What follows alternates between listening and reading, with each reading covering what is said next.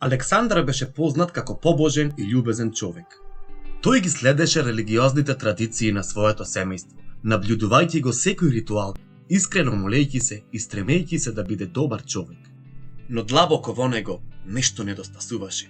Постоеше едно измачувачко прашање што го прогонуваше: дали сум навистина исправен пред Бога? Една вечер, додека шеташе низ продавницата, Александар сретна еден стар пријател, Марко, кој изгледаше поинаку, блескаво и смирен. Љубопитен, Александар го праша: Марко, што се има променето? Изгледаш слободен. Марко се насмевна и одговори: Александар, најдов некој што ми го промени животот. Дозволи ми да ти раскажам за него.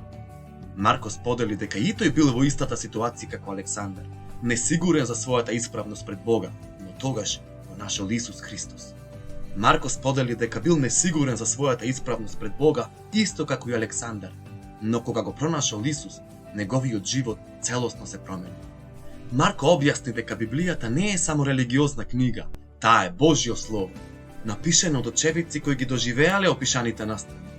Дали знаеше дека Исус исполнил преку 300 пророштва напишани векови пред да се роди? Тие вклучуваат каде ќе се роди, како ќе умре, а дури и неговото воскресение. Никој друг во историјата не можел да исполни толку детални предвидувања. Марко продолжи: една од најмојкните вистини во Библијата е дека Исус не е само пророк или учител, тој е Бог. Зашто има тројца што сведочат на небото: Отецот, Словото и Светиот Дух, и овие тројца се едно. Библијата бележи: Христос умре за нашите гревови според записите. И тој не е тука, воскресна, како што рече. Марко рече: Александар, Библијата вели зашто сите грешеле и лишени се од славата Божја.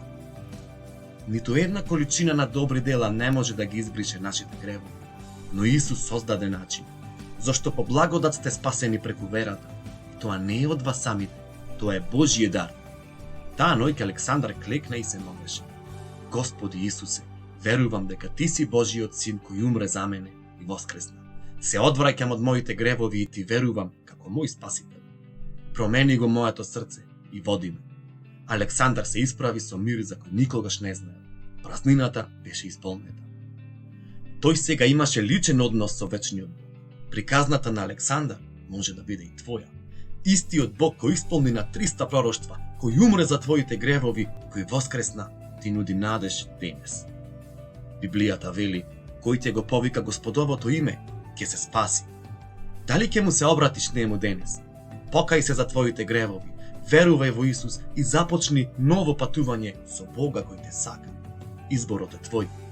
Исус ти нуди нов живот. Дали ќе го прифатиш? Немој да чекаш.